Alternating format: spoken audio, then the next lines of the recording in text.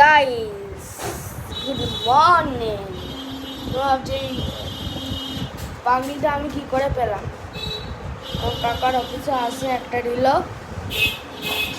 এবার আজকে আমার আম্মা বানাচ্ছে ভাত ভাজা। দেখাচ্ছি কি কি বানায়, কি করে বানায় দেখাচ্ছি।